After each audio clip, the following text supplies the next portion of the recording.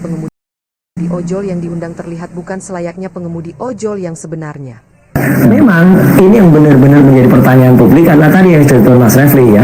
Jadi artinya sepatunya sama sekali tidak mencerminkan itu adalah sepatu dari, mohon maaf ya dengan segala hormat saya pada teman-teman driver ojol ya, itu nggak seperti itu karena mereka kan bekerja dari pagi sampai siang gitu ya.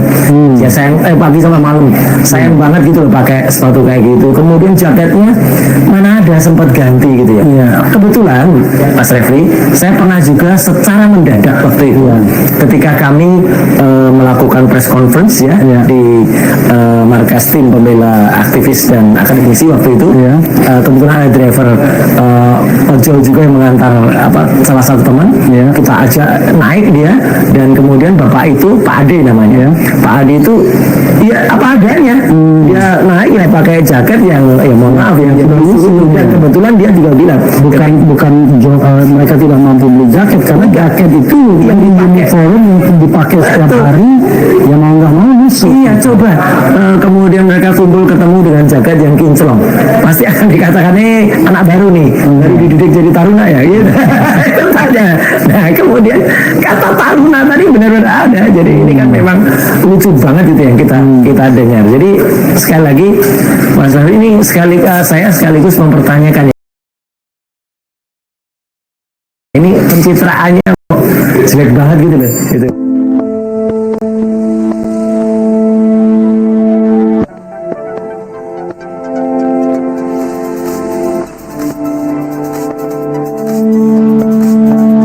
Ya alhamdulillah justru tadi pertemuannya lebih banyak kita yang meminta mengasih masukan kepada Pak Wapres, dan alhamdulillah kita sefrekuensi ya untuk permasalahan yang saat ini sedang terjadi, dan juga kita minta kepada pihak pemerintah untuk lebih cepat untuk mengkondisikan kejadian dan keadaan hari ini, karena terus terang dengan beberapa hari ini kami teman-teman ojek online terganggu dalam mata pencarian gitu.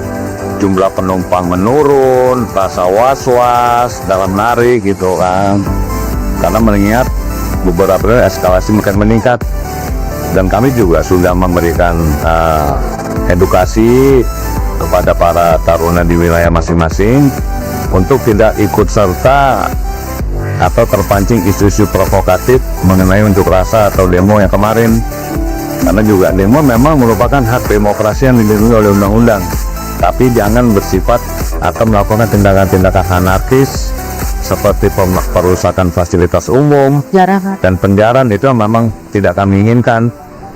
Kami berusaha sebisa mungkin untuk meredam melalui teman-teman kami di wilayah kami masing-masing itu dengan perwakilan teman-teman yang ada sekarang ini. Alhamdulillah beliau tadi menanggapi hal secara positif dan menjanjikan akan melakukan proses hukum kepada para pelaku insiden yang menimpa almarhum rekan kita Avan Kurniawan, kemudian itu memang sahabat saya juga ya kan. Alhamdulillah kami sangat menyambut positif. Kiranya hanya itulah yang bisa meredam kemarin khususnya teman-teman ojek online. Untuk yang nggak percaya sama saya ojol, ayo kita ngopi bareng yuk. Itulah respon santai yang disampaikan Rizka Amelia untuk netizen yang meragukan dirinya adalah memang driver ojek online. Ia adalah satu-satunya driver wanita atau lady ojol yang turut diundang bertemu Wakil Presiden Republik Indonesia Gibran Rakabuming Raka di Istana Wakil Presiden pada Minggu 31 Agustus lalu. Rizka menegaskan dirinya adalah ojol aktif yang telah bergabung bersama Grab sejak tahun 2016 hingga saat ini. Untuk yang nggak percaya sama saya ojol, ayo kita ngopi bareng yuk.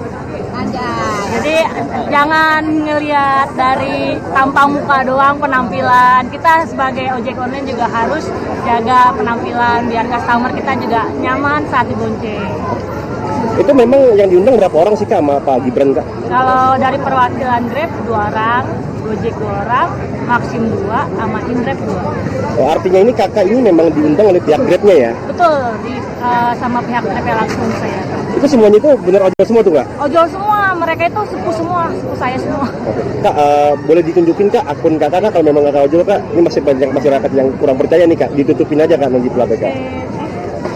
Rizky nih 2016. Oke. Saya join 2016, join di Grab. Oke, Kakak Rizky. Rizka Amelia. Para netizen yang mempermasalahkan ojol pakai sepatu ajewan ini. Sosok driver ojol bernama Arif yang pakai sepatu Nike Air Jordan dan sempat dicurigai saat bertemu Wapres Gibran Rakabuming buka suara. Adapun ojol yang memakai sepatu Nike Air Jordan dan sempat disebut harganya mencapai 4 jutaan rupiah kini buka suara. Seperti diketahui pertemuan Gibran Rakabuming Raka dengan beberapa perwakilan pengemudi ojol di Istana Negara pada Minggu 31 Agustus. Di sela-sela aksi damai di Monas, Jakarta Pusat, Arif memamerkan sepatu Air Jordan. Ia juga mengungkap harga sepatunya. Arif juga menjawab tudingan bahwa dia bukan ojol. Postur Arif dianggap cukup tegap meski usianya tak lagi muda. Dia mengimbau semua pihak tidak mudah terprovokasi oleh isu-isu yang memecah belah.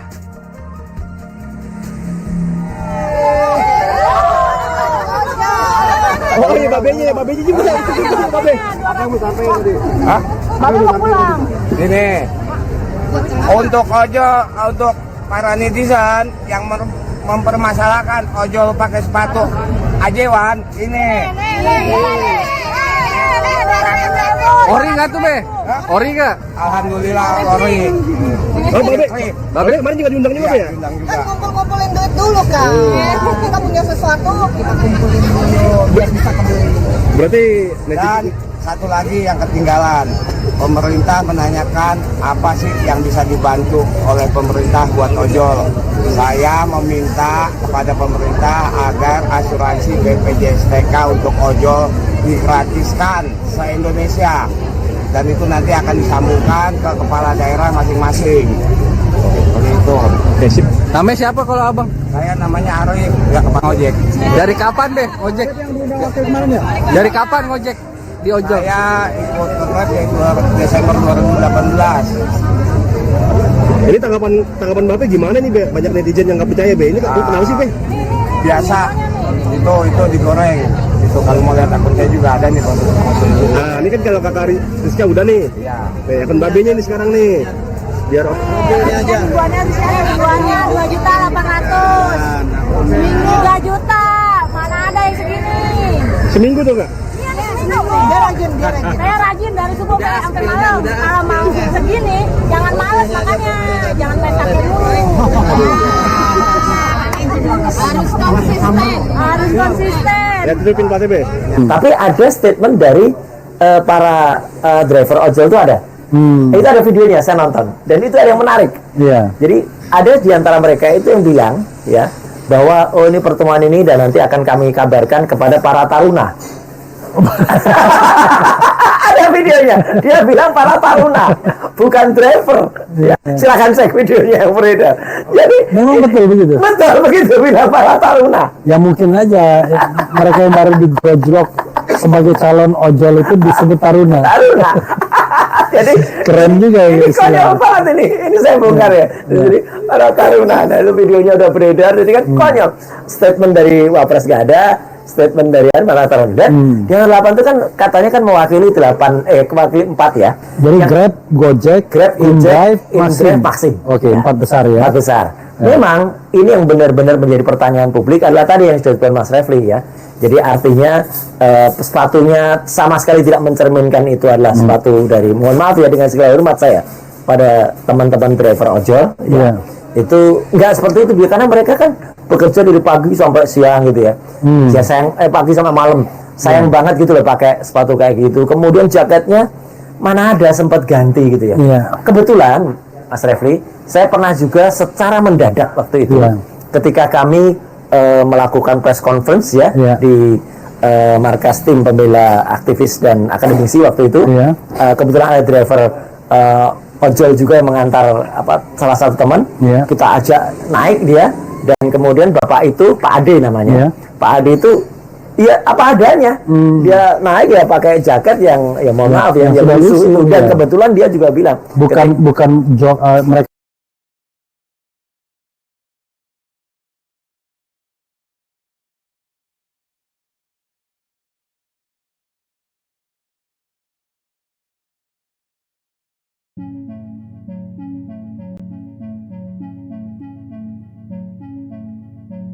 Masih percaya Roy Suryo and Riflay Harun? Inilah bukti mereka pembohong besar. Ya, dua sosok yang selama ini mengaku ahli, mengaku kritis, ternyata terbongkar hanya sebatas penebar fitnah murahan. Mereka menuding 8 driver ojol yang diundang Wakil Presiden Gibran ke istana hanyalah ojol kinclong alias settingan. Pertanyaannya, apakah benar? Atau justru mereka berdua sedang mempermalukan diri sendiri di hadapan publik? Mari kita luruskan. Pertemuan di Istana Wakil Presiden itu bukanlah panggung pencitraan, bukan drama politik. Itu adalah bentuk nyata kehadiran negara ketika seorang wakil presiden mau mendengar keluh kesah rakyat kecil, para pejuang jalanan yang setiap hari menggerakkan roda ekonomi keluarga mereka. 8 driver ojol dari Grab, Gojek, Maxim, hingga InDrive diundang secara resmi. Mereka adalah driver sungguhan, dengan keringat, perjuangan, dan kisah hidup yang tidak bisa direduksi hanya dengan kata settingan. Dan lihatlah keberanian seorang perempuan bernama Rizka Amelia, Lady Ojol, yang hadir langsung di istana.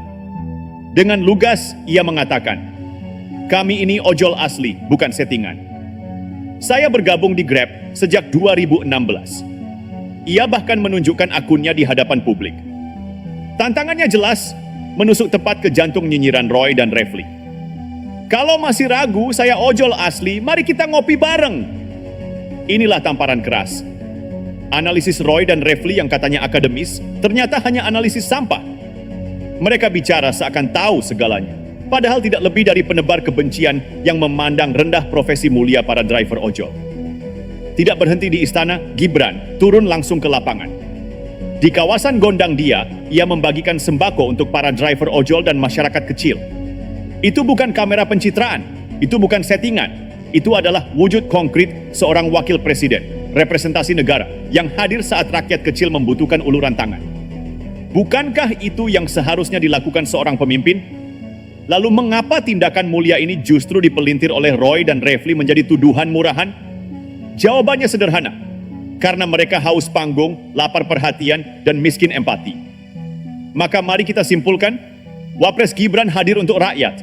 Ia membela profesi ojol sebagai pahlawan keluarga, ia mendengarkan suara mereka, dan ia hadir di tengah mereka.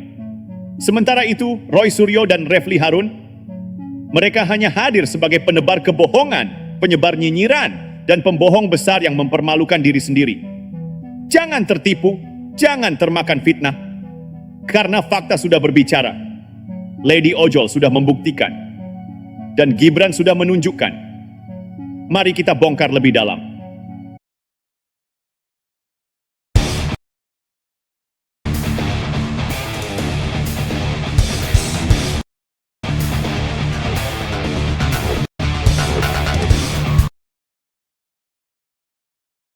Tuduhan ojol kinclong bukanlah tuduhan yang berdiri sendiri.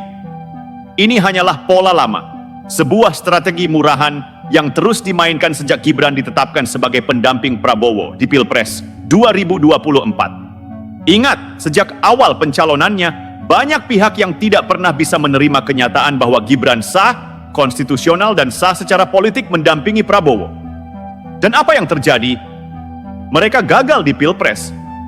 Mereka kalah telak, tapi apa mereka bisa move on? Tidak. Yang mereka lakukan hanyalah mendaur ulang fitnah, mencari-cari celah, menunggangi isu apapun untuk meruntuhkan kredibilitas seorang wakil presiden muda yang sedang membuktikan kapasitasnya. Tuduhan ojol kinclong hanyalah selembar daun kecil dari pohon besar kebencian yang mereka pelihara. Sekarang mari kita bertanya, apa salah seorang wakil presiden jika mengundang rakyat kecil ke istana?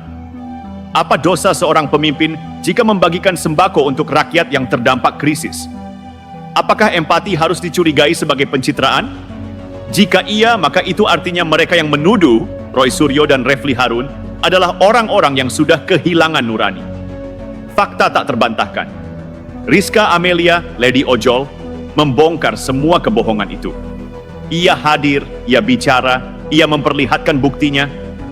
Akun ojol sejak 2016, realitas kerja di lapangan, sampai pengakuan bahwa 8 driver yang hadir semuanya asli. Sementara Roy dan Refli, apa bukti yang mereka miliki? Tidak ada. Hanya ocehan, hanya nyinyiran, hanya spekulasi busuk yang mereka lempar ke ruang publik untuk mencari panggung. Dan lihat ironi di sini.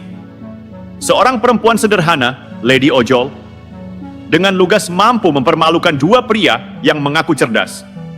Perbandingan ini saja sudah cukup membuat kita tertawa sekaligus prihatin. Dua mantan pejabat dan akademisi yang seharusnya menebar pencerahan malah jatuh terjerembab dalam kubangan kebohongan. Teman-teman, kita sedang menyaksikan bagaimana Wapres Gibran berdiri di garis depan, menghadapi rakyat kecil, menghadirkan negara dalam bentuk nyata. Dan pada saat yang sama kita juga menyaksikan bagaimana dua sosok nyinyir bernama Roy Suryo dan Refli Harun perlahan mempermalukan diri mereka sendiri dengan analisis dangkal yang tidak lebih dari sampah intelektual. Inilah fakta pahit yang harus ditelan oleh Roy Suryo dan Refli Harun. Mereka dipermalukan oleh seorang Lady Ojol. Bayangkan, seorang perempuan sederhana, pengemudi ojek online, mampu menelanjangi kebohongan dua orang yang mengaku pintar, yang sering tampil di ruang publik seakan-akan mereka adalah penjaga kebenaran. Roy Suryo, mantan menteri yang rekam jejaknya penuh kontroversi, dan Refli Harun yang sering mengaku pakar tata negara, tetapi justru dipecat dari lingkar kekuasaan karena tak punya kapasitas nyata. Hari ini tidak lebih dari provokator kelas Terry. Mereka menebar analisis palsu, mengarang fitnah, dan menjual kebohongan untuk mencari panggung. Dan ironisnya, panggung itu justru ambruk di hadapan keberanian seorang Lady Ojol bernama Rizka Amelia. Mari kita bandingkan. Lady Ojol datang dengan bukti. Akun Grab sejak 2016, pengalaman nyata di jalanan, dan kejujuran yang tak terbantahkan. Roy dan Refli datang dengan tuduhan murahan. Ojol kinclong, settingan, dan narasi pencitraan tanpa satupun fakta di tangan. Siapa yang harus dipercaya? Jawabannya jelas. Rakyat lebih percaya suara jujur dari seorang perempuan pekerja keras dibanding ocehan dua pria haus sorotan yang karirnya kini tinggal kenangan. Dan jangan lupa, mereka berdua bukan sekadar salah analisis. Mereka telah menghina profesi ojol. Dengan istilah ojol kinclong, mereka seolah merendahkan martabat para pengemudi ojol yang setiap hari berjuang di jalanan. Seakan-akan, driver ojol harus lusuh, harus miskin rupa, baru dianggap asli. Logika macam apa ini? Logika dungu yang lahir dari arogansi intelektual palsu. Maka, tepatlah jika analisis Roy dan Refli disebut sampah intelektual. Analisis yang tidak lahir dari penelitian, tidak bersumber dari fakta, tapi hanya dari dendam politik yang tak kunjung padam sejak Pilpres 2024. Roy Suryo, Anda seharusnya malu. Sejarah mencatat Anda pernah duduk di kursi menteri, tapi apa warisan Anda? Kontroversi demi kontroversi. Refli Harun, Anda pun seharusnya sadar status pakar yang Anda pakai kini sudah kehilangan wibawa karena setiap analisis Anda hanya berputar di lingkaran nyinyiran. Dan kini keduanya dipermalukan di hadapan publik. Dipermalukan oleh bukti nyata. Dipermalukan oleh suara Lady Ojol. Dipermalukan oleh tindakan nyata Wakil Presiden Gibran yang membela rakyat kecil dengan turun langsung ke lapangan. Jadi mari kita catat baik-baik. Roy Suryo dan Refli Harun sama dengan penyebar kebohongan. Lady Ojol sama dengan saksi kebenaran.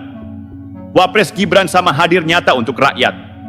Mereka boleh terus menebar fitnah, tetapi pada akhirnya fitnah itu hanya akan kembali menghantam mereka sendiri.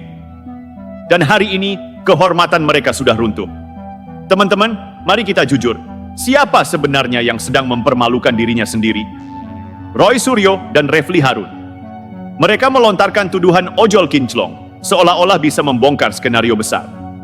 Tapi apa yang terbukti? Tuduhan mereka tidak lebih dari kebohongan murahan.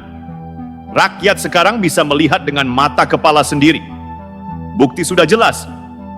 Rizka Amelia, Lady Ojol, dengan berani membuka identitas, menunjukkan akun Grab sejak 2016, dan memastikan bahwa 8 driver yang hadir adalah ojol asli, bukan settingan. Sementara Roy dan Refli, mereka hanya bisa bersembunyi di balik mikrofon podcast, melempar narasi busuk yang akhirnya justru menjadi bumerang. Ingat baik-baik, ini bukan sekadar salah analisis. Ini adalah aib intelektual. Dua orang yang mengaku pakar ternyata hanya sanggup melahirkan fitnah. Dua orang yang mengaku kritis ternyata hanya sanggup menebar kebencian. Roy Suryo, publik masih ingat rekam jejak Anda. Dari kasus demi kasus sampai kegagalan menunjukkan prestasi ketika diberi amanah.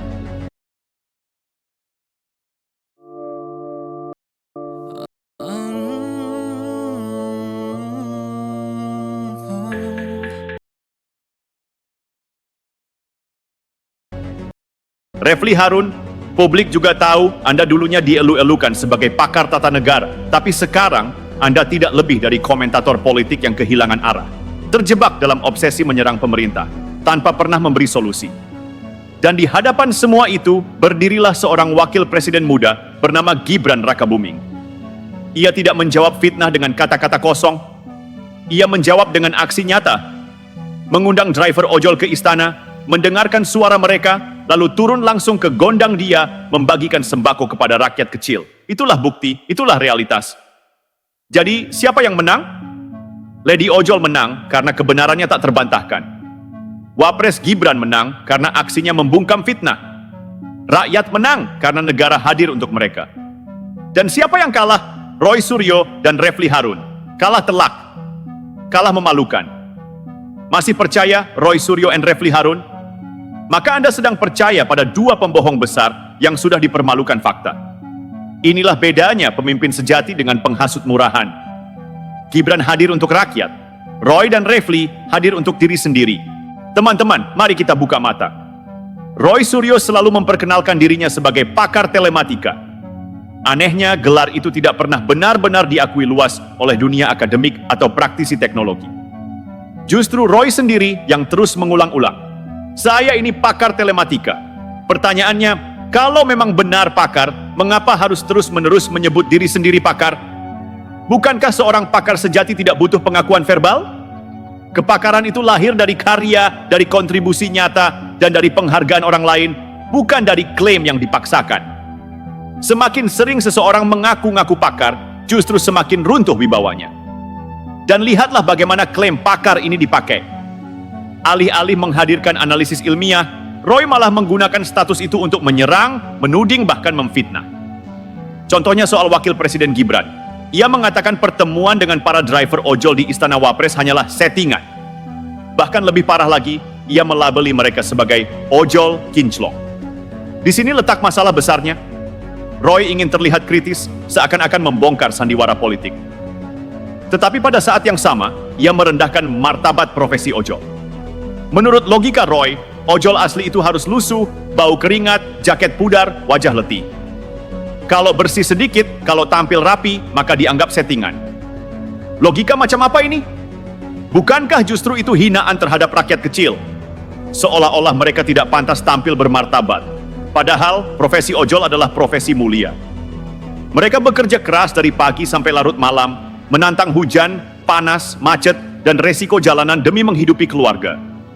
Banyak di antara mereka punya latar belakang yang tidak biasa. Ada yang mantan tentara, ada yang sambil kerja karena gaji pokok tak cukup, ada pula yang lulusan perguruan tinggi. Apakah itu semua layak direduksi hanya dengan label ojol kinclong? Dan mari kita lihat fakta. Rizka Amelia, seorang driver ojol perempuan yang akrab disapa Lady Ojol, berani tampil ke publik. Ia menunjukkan akunnya yang sudah aktif sejak 2016. Ia menegaskan bahwa 8 ojol yang hadir di istana adalah ojol asli. Tidak ada settingan, tidak ada taruna, tidak ada TNI Polri yang dipoles jadi ojol. Apa hasilnya? Roy Suryo dan Refli Harun dipermalukan di hadapan publik. Analisis mereka terbukti hanya bualan. Sampah intelektual yang lahir bukan dari riset, tetapi dari kebencian politik. Teman-teman, mari kita jujur. Roy Suryo dan Refli Harun bukan sedang membela rakyat. Mereka sedang mencari panggung. Mereka ingin terlihat heroik, tetapi yang keluar hanyalah fitnah, nyinyiran, dan penghinaan terhadap rakyat kecil. Di sisi lain, lihatlah Gibran Rakabuming. Ia tidak menjawab fitnah dengan ocehan. Ia menjawab dengan tindakan nyata. Ia mengundang ojol ke Istana Wapres, mendengarkan aspirasi mereka, lalu turun langsung ke gondang dia, membagikan sembako kepada rakyat kecil. Itulah bedanya pemimpin sejati dengan penghasut murahan. Jadi mari kita simpulkan.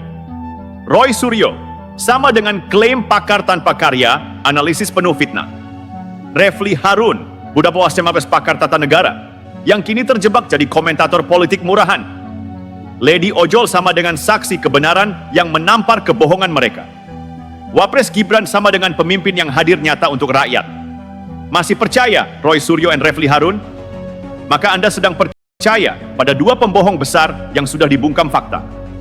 Teman-teman, ada hal yang perlu kita tegaskan sekali lagi. Roy Suryo dan Refli Harun ini sebenarnya tidak sedang melakukan kritik. Mereka sedang melakukan pencemaran martabat rakyat kecil. Bayangkan, profesi ojol yang begitu mulia, yang menjadi tulang punggung keluarga, justru mereka jadikan bahan olok-olok demi kepentingan politik picisan. Roy Suryo dengan klaim pakar telematikanya mencoba memoles tuduhan agar terdengar intelektual. Ia mengatakan, bisa saja ojol itu bukan asli, melainkan taruna atau aparat yang dipoles. Tapi coba kita pikir jernih, di mana buktinya? Tidak ada. Semua hanya dugaan liar. Inilah bedanya kritik dengan fitnah.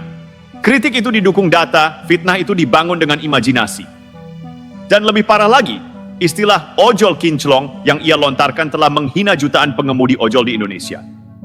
Seakan-akan kalau driver itu rapi, wangi, dan berpenampilan layak, maka dia tidak asli. Pertanyaannya, apakah martabat ojol hanya sah kalau mereka terlihat lusuh? Itu adalah mentalitas feodal, mentalitas yang merendahkan rakyat kecil agar selalu dipandang inferior. Refli Harun pun tidak kalah.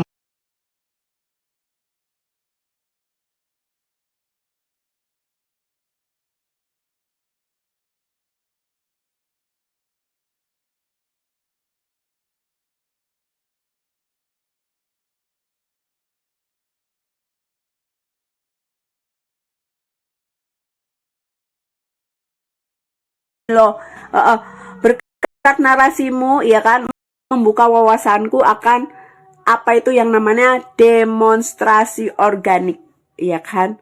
Kamu itu ibarat kapten gitu dalam demonstrasi rakyat kali ini gitu.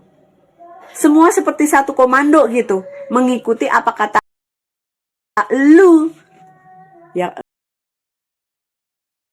entah mahasiswa dan rakyat organik itu. Demonstran organik mendengarkan apa kata kamu. Mundur, mundur. Demo kita kali ini sudah tidak organis lagi. Ada upaya-upaya penunggangan, ada upaya-upaya provokasi. Ini buktinya, ini buktinya. Lu keren banget. Keren banget loh. Sampai bisa menggagalkan gitu. Upaya-upaya sembunyi untuk gitu. Kita nggak perlu takut dengan ancaman-ancaman seperti ini. Bagaimana kita bisa menemukan solusi yang tepat kalau identifikasinya selalu keliru? Siapa yang kemarin nontonin Rakyat Bersuara? Menurutku Ferry Irwandi ini MVP banget guys. Dia panen aura dan lu lihat sendirilah FYP di sosial media. Bukan dia semua. Tapi sebenarnya poinnya bukan cuma di sini. Ini alasan kenapa anak muda gak bisa so misterius, so keren, dan diem-diem aja. Kalau hari ini kita punya Ferry Irwandi, lu pada di sini juga bisa menjadi Ferry Irwandi, terlihat dan bersuara. Bayangin, kita punya banyak Ferry Irwandi, gimana jadinya Indonesia? Bakal gila banget. Dengan cara apa? Ya satu-satunya adalah stop misterius dan bangun nama di sosial media. Misterius gak bikin lo keren, diem sok cool gak bikin lo keren, tapi yang bikin lo keren adalah terlihat dan berdampak. Maka dari itu, kawal 17+8 dan suara lo sendiri. Harum banget, ya. Harum banget. Masakan semalam dari Bung Ferry Irwandi. Dan juga kalau kalian nyimak lagi, ada omongan lagi atau koki lainnya yang masak di acara tersebut, yang ini. Nah, bapak-bapak ini, beliau keren banget itu. Itu sampai semua itu diem. Gimana coba, nggak bisa nyanggah, nggak bisa, ya emang udah fakta semuanya. Coba lu lihat videonya. Tidak bisa, tidak mungkin namanya revisi Undang-Undang Polri ini harus dilakukan. Nggak bisa. Jangan-jangan Polri hari ini lebih kuat dari presidennya. Bayangkan. Dia bahkan bisa buat negara dalam negara. Itu bahayanya. Kenapa? Kekuasaan tanpa dibatasi, tidak diberikan kewenangan yang terlalu luas, tidak ada yang bisa mengawasi. Percaya nggak? Bahkan kalau anggotanya pun melanggar, dia tidak bisa tindas. Jadi menurut saya, udah waktunya hari ini Kapolri itu direvisi semua undang-undangnya. Gak ada pilihan. Anda bisa lihat bagaimana manipulasi Sambo itu terjadi. Itu fakta atau bohong? Kanjuruhan itu dibunuh 130 orang. Percaya nggak? Tidak ada hanya maaf tanpa ada diikuti dengan hukuman yang setimpas dengan rakyat, ya kan? Tapi rakyat selalu ditindas, dipaksa, habis itu ngomong nggak mikir. Kata orang Minang mengatakan begini, mengecek dulu baru berpikir, ya. Habis itu Ya, jadi itu masakannya harum banget dari beliau. Beliau itu seorang pengamat politik kalau di situnya tuh ya. Gue lupa namanya tuh siapa.